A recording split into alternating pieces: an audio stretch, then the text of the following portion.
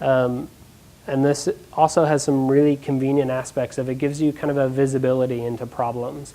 It's kind of hard to know when systems misbehave, as it turns out. So if you have your writing into your database in a queue that when it sees failures slows down, what happens is the number of items in that queue grow.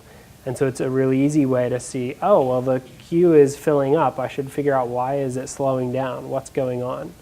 So that can kind of help give you insight into a lot of operational issues. And if you need to do maintenance on your database, you're okay. You can just shut the database down, do your maintenance, and when it starts back up, everything that writes data in will just slowly pick back up. You had a question there? Do you have something in place to catch back up, or is it just kind of a natural, when things stop getting slowed down, it kind of catches up on its own? So what I didn't draw in here is what we'll do is when a reader pulls something off of the queue and it has an issue, and it can't process that message at the moment, it'll put it back on the queue to be tried at a later time. And we'll kind of keep track of those.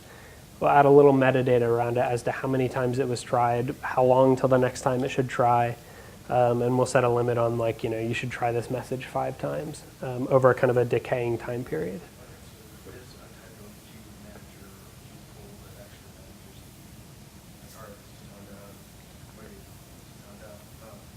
So the queue itself doesn't manage any of that for you. It just returns messages back. But if you wrap your data in just a little metadata, you can keep track of anything you want on your own, which is how many times you've tried it, when the next time you want to try it. And if it's not time to try something, just put it back on the queue. Yeah, yeah.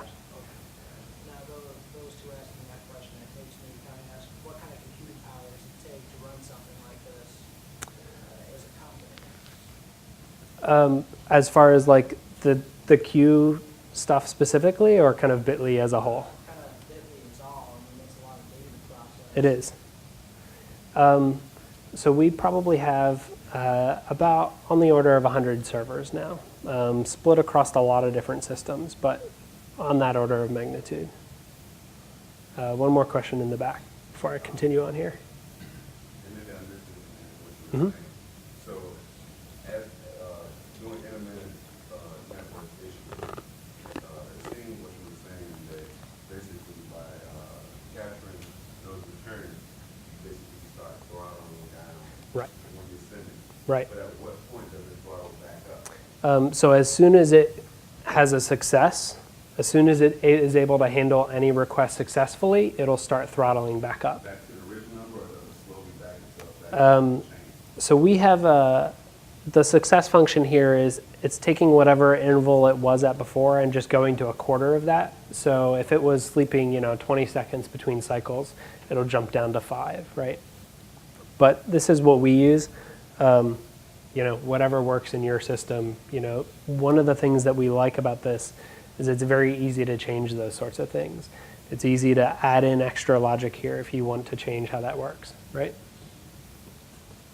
Are you saying a minimum interval, or are you saying when you hit this number, stop reducing the interval, or is it just keep reducing the interval to the point where? It'll just keep reducing. It doesn't typically cause too much of a problem because we have a fair number of machines. So normally there's, most of the cases, there's about a dozen machines that'll each have maybe 15 or 20 of these processes running that are reading things off of the queue and writing to the back end. So even if they're, sleeping a minute or 2 minutes, they're still at an aggregate, still making requests. So, it'll catch up pretty quick. That's a good question, though. So any other questions on how we're using queues? In the diagram that you showed, the fact that you're passing off the data, what is the data stream? So I'm going to talk a little bit about what we use data streams for in a moment. But the idea is that you're kind of just the way of processing things, regardless of what the back-end system that you're pushing data to is, right? So typically we have our readers will they normally end up writing to 3 or 4 systems. They'll do a little bit of processing on that data. Maybe it could be something like looking up GeoIP information for that IP address, or anything like that we want to happen after the initial request. And then they'll write to a bunch of systems. And we always try to write to at least 2. One is a database which is being used by that application for queries, and one is kind of a long-term archival system, so that we kind of try to keep all our data sets in 2 in parallel, so that we have a way to do processing on data that does not involve the database that's being used by the application. You gave us a screen, I think it was for the, you considered for the admin, but you said any link, you can put a plus on it, Mhm. you get the full detailed screen. Yes. So if you encounter a link that you suspect might be suspicious, you're a little bit shy about clicking on it, you could go to the plus and actually Yeah. see where it is, and get visibility to Yes. where Yep. it would be taking, because it's kind of blind. We do a lot of work to detect links that are spam or malware and things on that nature. And so we do put up interstitial pages. Hopefully you've never come across one. But we do put up interstitial pages. So if it's a link that we think is pointing to something that's suspect, we will put an interstitial page that you'll come to first, which will give you that information. So hopefully it isn't a problem. But if you're ever curious of where it goes without actually wanting to go there, yeah, put a plus sign on the end. Some valid ones are very suspicious looking, Yeah. so it's very difficult. Yeah, I mean, it happens all the time. You'll see, tweets that are suspicious looking, and you're like, I wonder what's going on here. I just had I was just curious how simple is it for you guys? Is there persistence that it flashes to, or a few transactional stuff? It's simple in the sense that it's about 100, 200 lines of C code. It's not very complicated. There are some features there to, when the queue gets to a certain size, to start writing them out to disk, or when you shut it down to write everything it has to disk and start up, read it back from disk. Yeah. But in practice, so we run each of these queues on each machine that has the application running. So all that communication is happening locally. And I've never had a problem with one of these crashing. They run for months and months on end. It's really, really solid. So let me talk, another thing that we've written, again, this is on top of libevent, is we've written a pub/sub application. And I mentioned before that we try to write all of our data to both a database, that's being used by an application, and to kind of an archival store. One of the things we use to kind of pass our data on to an archival store is a pub/sub system. And the pub/sub is just kind of an aggregation point of data, so that it receives the post events from a lot of different machines that are producing the data, and then it passes that data on to anybody that's connected to it with a persistent connection. So what happens is you make an HTTP connection, and you'll get thousands of messages pushed back over that connection, and it'll stay alive as long as you have that connection open. You'll just get more data on it. Yeah. Just a quick question about specifically what format is that data?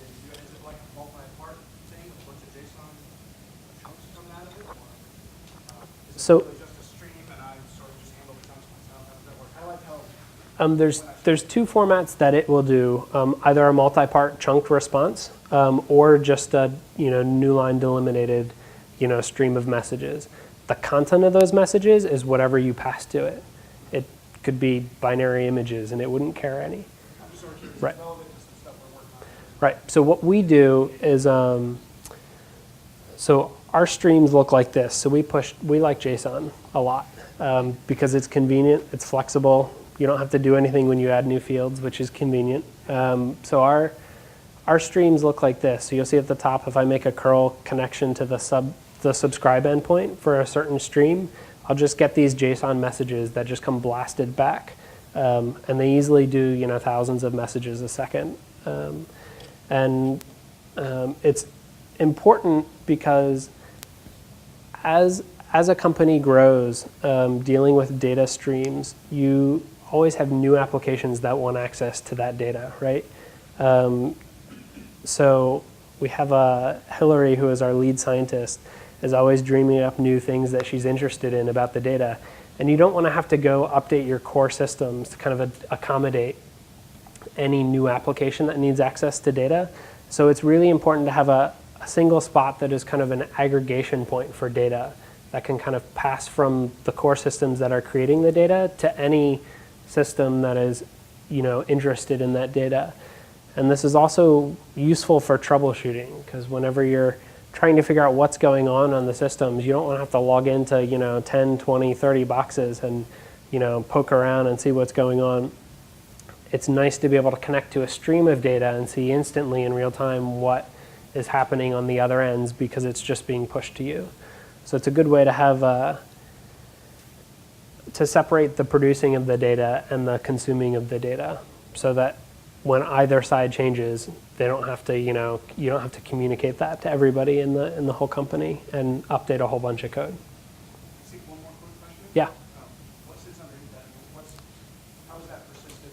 And what if you have things publishing and nobody's consuming? When does it kill or go?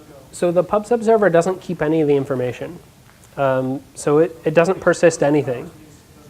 No subscribers means when it receives something, it just says, that was nice, forget it. And it carries on. So that does mean you have to occasionally do other things or additional things when